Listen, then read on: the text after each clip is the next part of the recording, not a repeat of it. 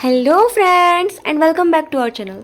तो फ्रेंड्स, आज मैं लेकर आई हूँ BBMKU semester 1 session 2024 to 28 major paper 1 geography के इम्पोर्टेंट क्वेश्चंस। ये है थर्ड वीडियो और आज हम डिस्कस करने वाले हैं मॉड्यूल 3 के इम्पोर्टेंट क्वेश्चंस, है ना। देखिए मॉड्यूल 2 के, तो मॉड्यूल 2 में हमें क्या क्या पढ़ने, देखिए ज्योग्राफी इन एंसेंट यानी कि and medieval period, development of geography in modern period, French school, British school and American school. उसके बाद पढ़ना है contribution of Humboldt, Ritter, Ratzel, Blache and Hartshorne into geography. ठीक है, तो आइए चलिए स्टार्ट करते हैं इंपॉर्टेंट क्वेश्चंस। देखिए फ्रेंड्स, प्रश्न 1 है हमारे पास, प्राचीन यूनानी भूगोल का विकास और इसके प्रमुख विद्वानों का योगदान समझाइए, है ना।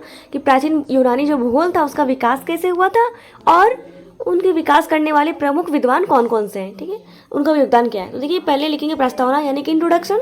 तो प्राचीन यूनान को आधुनिक भूगोल का जनक माना जाता है, है ना। यूनानी विद्वानों ने न केवल पृथ्वी के स्वरूप को समझने का प्रयास किया बल्कि उन्होंने इस विषय को एक व्यवस्थित विज्ञान के रूप में प्रस्तुत किया। उनका मुख्य उद्देश्य पृथ्वी की सतह, उसकी आकृति, प्राकृतिक घटनाओं और मानव के बीच संबंधों की व्याख्या करना था। ठीक है, अब देखिए यूनानी भूगोल का विकास कब कब से स्टार्ट हुआ था। तो यूनान में भूगोल का विकास 3 प्रमुख चरणों में हुआ। पहला है प्रारंभिक चरण। इस चरण में यात्रियों और व्यापारियों द्वारा प्राप्त जानकारी को इकट्ठा किया गया।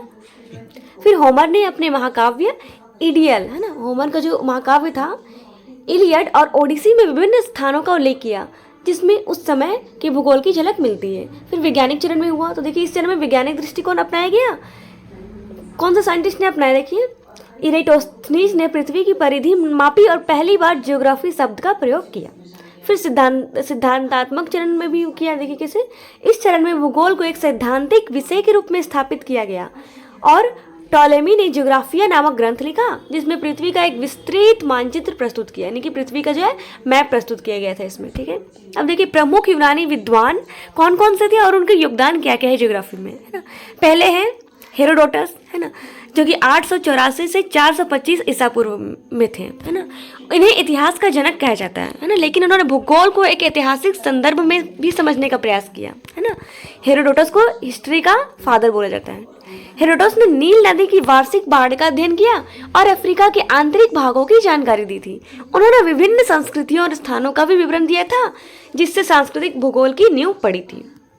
उसके बाद देखिए नेक्स्ट जो विद्वान है वो है इरेटोस्थनीज, है ना। इरेटोस्थनीज देखिए कब से कब तक थे, 276 ईस्वी से 194 ईस्वी ईसा पूर्व तक, है ना। तो इन्हें भूगोल का जनक माना जाता है। ठीक है, तो क्वेश्चन आ सकता है कि भूगोल का जनक कौन है, तो इरेटोस्थनीज है। ठीक है, इन्होंने पृथ्वी की परिधि को मापने का प्रयास किया जिसकी गणना लगभग सटीक थी। ठीक है, उन्होंने अक्षांश यानी लैटिट्यूड और लॉन्गिट्यूड की अवधारणा दी जिससे मानचित्र में क्रांति आई थी। और उसके बाद आता है नेक्स्ट हिप्पोकार्पस, है ना, हिप्पार्कस। तो हिप्पार्कस देखिए, हिप्पार्कस ने पृथ्वी के अक्षीय झुकाव को मापा और खगोलीय भूगोल में योगदान दिया था। उन्होंने स्थानों को अक्षांश और देशांतर रेखाओं के मध्य में चिन्हित करने की प्रणाली विकसित की थी।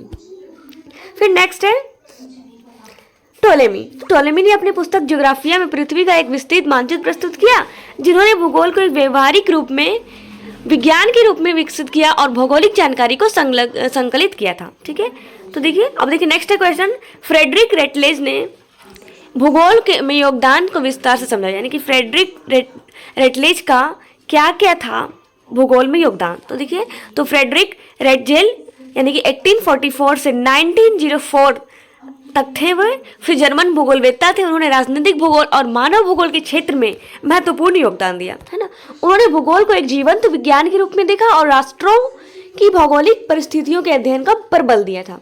उनके प्रमुख योगदान क्या क्या है, देखिए राजनीतिक भूगोल में उनका योगदान है ना। उसके बाद उनका पर्यावरणीय निर्धारणवाद में भी है, यानी कि इन्वायरमेंटल डिटर्मिनेशन में भी योगदान है। उसके बाद जीवन स्थान सिद्धांत में भी है। उसके बाद मानव भूगोल यानी कि ह्यूमन ज्योग्राफी में भी उनका योगदान है। नेक्स्ट क्वेश्चन है, अलेक्जेंडर वाम हेम्बोल्ट के भूगोल में योगदान क्या है ना। तो देखिए अलेक्जेंडर वाम हेम्बोल्ट एक जर्मन भूगोलवेत्ता थे। वे प्रकृतिवादी और अन्वेषक थे। उन्होंने आधुनिक भौतिक भूगोल का जनक माना जाता है ना।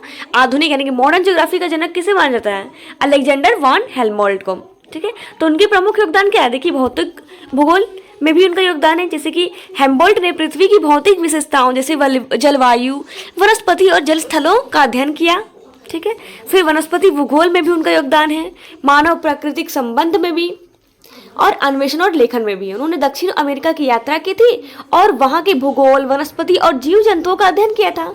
उनकी प्रसिद्ध पुस्तक कॉस्मोस में उन्होंने भूगोल और प्रकृति के विविध पहलुओं का विश्लेषण किया था। ठीक है, नेक्स्ट है क्वेश्चन नंबर 4, प्राचीन भारत में भूगोल के विकास का वर्णन कीजिए। तो देखिए, भारत में भूगोल का अध्ययन प्राचीन काल से ही होता आया है ना।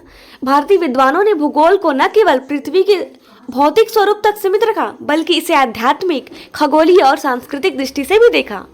भारतीय भूगोल के विकास में वेद, पुराण, महाकाव्य और अन्य ग्रंथों का विशेष योगदान रहा है। तो प्राचीन भारतीय भूगोल का विकास देखिए वैदिक काल में कब कब हुआ था, तो कहाँ से देखने को मिलता है? ऋग्वेद, यजुर्वेद, सामवेद और अथर्ववेद में भौगोलिक संदर्भ मिलते हैं। पृथ्वी को भूमि कहा गया है और इसके 7 द्वीपों का उल्लेख किया गया है। नदियों, पर्वतों, समुद्रों और जलवायु का भी वर्णन इसमें मिलता है।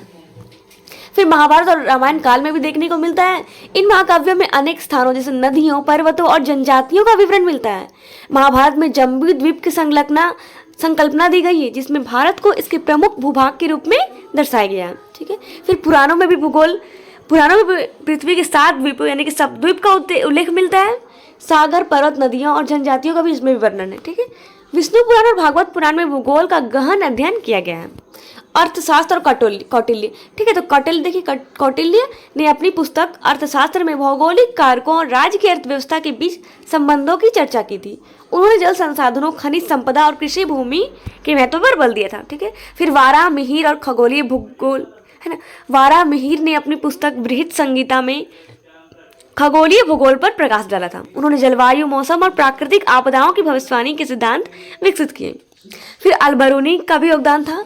अरब विद्वान अल-बरूनी ने भारत में भूगोल का अध्ययन किया और भारतीय भौगोलिक विचारों को अरबी में अनुवादित किया था। ठीक है, नेक्स्ट है प्रश्न 5, जर्मन भूगोल के विकास में हेमबोल्ट और रिटर का क्या योगदान है, तो वो समझाना है ना।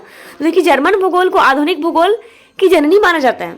अलेक्जेंडर वॉन हेमबोल्ट और कार्ल रिटर 2 ऐसे महान भूगोलवेत्ता थे जिन्होंने भूगोल को वैज्ञानिक दृष्टिकोण से देखा और इसे एक संगठित विषय के रूप में स्थापित किया। तो अलेक्जेंडर वॉन हेमबोल्ट देखिए, उनका योगदान कहाँ का था? भौतिक भूगोल के विकास में था। ठीक है, उसके बाद वनस्पति भूगोल में भी था। मानव प्राकृतिक संबंध भी उन्होंने स्थापित करने में मदद किया था। लेखन और प्रभाव, और कार्ल रिटर का देखिए, कार्ल रिटर का भी था। कैसे? मानव भूगोल में इनका भी था, लेकिन कैसे था? रिटर ने भूगोल को केवल पृथ्वी की सतह के अध्ययन तक सीमित नहीं रखा, बल्कि उन्होंने मानव और पर्यावरण के बीच संबंधों का विश्लेषण किया। भूगोल की क्षेत्रीय अवधारणा भी दी थी, जिसमें रिटर ने प्रत्येक क्षेत्र की प्राकृतिक विशेषताओं और मानव गतिविधियों के बीच संबंधों की व्याख्या की थी। ठीक है, जर्मन भूगोल का आधार देखिए, रिटर ने भूगोल को ऐतिहासिक, सांस्कृतिक और सामाजिक संदर्भों से जोड़ा था। ठीक है, अब देखिए लेखन और प्रभाव में भी उनका योगदान था। उनकी प्रसिद्ध पुस्तक थी डाई एड कुंडे है ना, में उन्होंने पृथ्वी के विभिन्न भागों का गहन अध्ययन किया था। उनके कार्यों के आधुनिक भूगोल में विकास को दिशा दी। ठीक है, अब देखिए प्रश्न नंबर 6 है, अमेरिकी भूगोल के विकास में हार्टसॉर्न का क्या योगदान है? तो रिचर्ड हार्टसॉर्न अमेरिकी भूगोल के प्रमुख विद्वान थे ना। उन्होंने भूगोल को एक विश्लेषणात्मक और वैज्ञानिक विषय के रूप में प्रस्तुत किया। तो उनके प्रमुख योगदान देखिए, क्षेत्रीय भूगोल में है ना, फिर सिंथेटिक दृष्टिकोण और पद्धति में, और लेखन और प्रभाव में भी। ठीक है, देखिए नेक्स्ट है क्वेश्चन नंबर 7, विद्वान ब्लास यानी कि पॉल विडाल डी ला ब्लैक्स के भूगोल में क्या योगदान था, उसका वर्णन करना है। तो Paul Vidal de Blache France के एक प्रसिद्ध भूगोलवेत्ता थे। उन्होंने आधुनिक भूगोल को नई दिशा दी थी। उन्होंने मानव भूगोल को एक अलग पहचान दी, इसे साम्यता के सिद्धांत से जोड़ा। उनका कार्य फ्रांसीसी भूगोल के विकास में मील का पत्थर साबित हुआ था। ठीक है, देखिए ब्लास का भूगोल में योगदान है। संभाव्यता का सिद्धांत दिया था उन्होंने, क्षेत्रीय भूगोल का विकास में मदद किया था, पेज का सिद्धांत और मानव प्राकृतिक संबंध। ठीक है, और लेखन और प्रभाव में भी था उनका प्रभाव। ठीक है, और देखिए इसका नेक्स्ट क्वेश्चन नंबर 8, रेडजल के भूगोल में क्या योगदान है? तो फ्रेडरिक रेडजल जो थे जर्मनी के प्रसिद्ध भूगोलवेत्ता थे। उन्होंने राजनीतिक भूगोल और भौतिक निर्धारणवाद की अवधारणा को जन्म दिया। उनका कार्य भूगोल के राजनीतिक और सांस्कृतिक पक्षों को समझने के लिए बेहद महत्वपूर्ण है। देखिए उनका योगदान क्या था? पर्यावरणीय निर्धारणवाद में, राजनीतिक भूगोल में, जीवमंडल और मानव समाज में, और मानव भूगोल में, फिर लेखन और प्रभाव में भी। तो फ्रेंड्स, ये रहे 8 इंपॉर्टेंट क्वेश्चंस मॉड्यूल 2 के। मिलते हैं नेक्स्ट वीडियो में, तब तक के लिए बाय बाय, टेक केयर। और हाँ, हमारी वीडियो को लाइक, शेयर एंड चैनल को सब्सक्राइब जरूर करें। Bye bye.